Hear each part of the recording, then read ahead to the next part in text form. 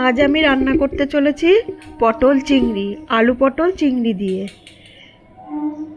প্রথমে আমি পটলগুলো নিয়ে নিলাম, পটল আর চিংড়ি, আলু সেদ্ধ, কিছু পটল আর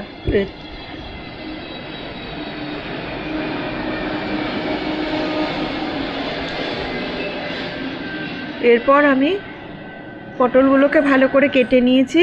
কেটে নেবার পর এবার কড়াইতে তেল দিলাম।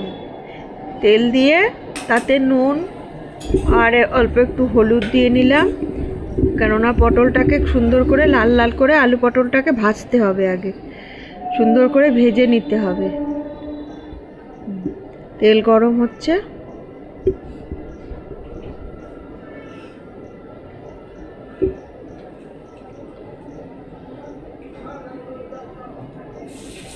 এবার আমি পটলগুলোকে গরম তেলের মধ্যে ছেড়ে দিলাম। পটল আলু এটাকে সুন্দর করে লাল লাল করে ভাজতে হবে।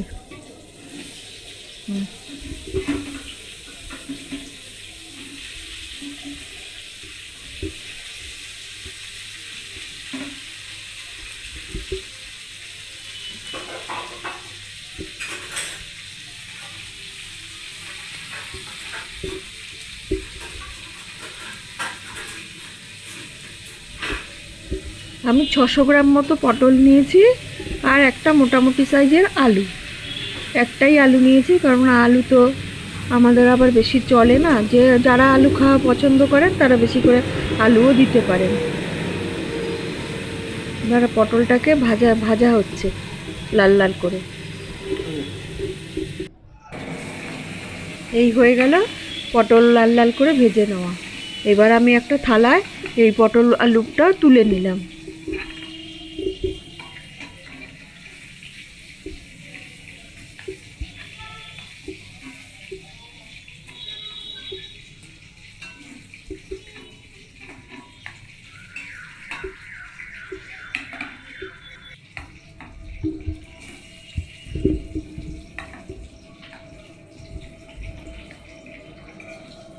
পটলটা তুলে নিলাম, লাল লাল করে ভাজা হয়ে গেছে। এবার আমি এর মধ্যে চিংড়ি মাছটাকে ভেজে নেব। এই তেলেই চিংড়ি মাছটাকে ভেজে নিচ্ছি। চিংড়ি মাছটাও ভালো করে করে নিতে হবে। এবার আমি চিংড়ি মাছটাকে ভাজা করে নিচ্ছি।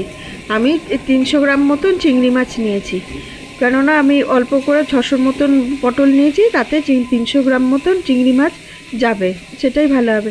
বেশিও দিতে পারেন, আবার কমও দিতে পারেন, যার যেরকম ভালো লাগে পছন্দ মতন চিংড়িটা দেবেন।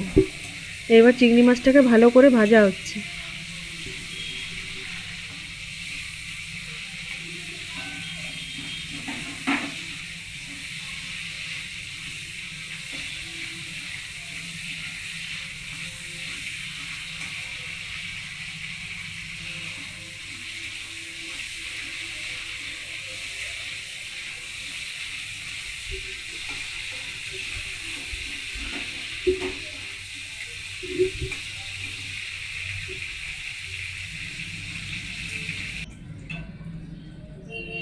এইবার আমি 2টো তেজপাতা দিয়ে দিয়েছি। দিয়ে এইবার আদা বাটা, গরম মশলা বাটা, ধনে, জিরে, শুকনো লঙ্কা, এই আদা দিয়ে সব কিছু পেস্ট করে এটাকে এর মধ্যে দিয়ে দিলাম। দিয়ে নাড়াচাড়া করতে লাগলাম। এবার একটু নুন দেব, হলুদ দেব, দিয়ে কেউ আবার একটু মিষ্টিও দিতে পারেন, যার যেরকম ইচ্ছা। দিয়ে ভালো করে নাড়াচাড়া করতে হবে।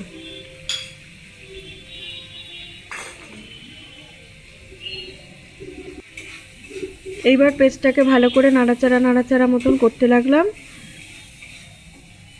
যতক্ষণ না কষা কষা হয়, গন্ধটা সুন্দর বেরিয়ে আসে।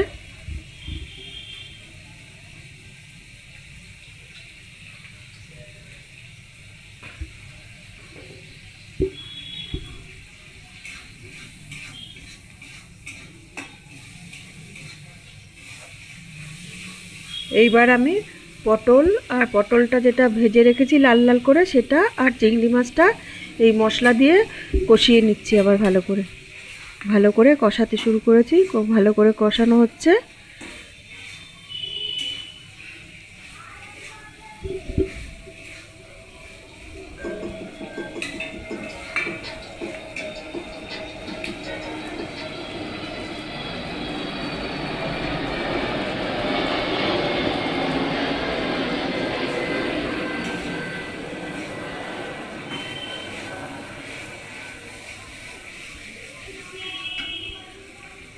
এবার আমি দিয়ে দিলাম একটু জল, জল দিয়ে আবার একটুখানি নাড়াচাড়া করতে লাগলাম। এবার কষা কষা মতন হয়ে গেল। এই হয়ে গেল আমার পটল দিয়ে, পটল আলু পটল চিংড়ি দিয়ে করে ফেললাম। এটা খুব সুস্বাদু হবে, খেতে খুব ভালো লাগবে, রুটি বা পরোটা দিয়ে বা ভাত দিয়ে কিছু দিয়েই খাওয়া যায়।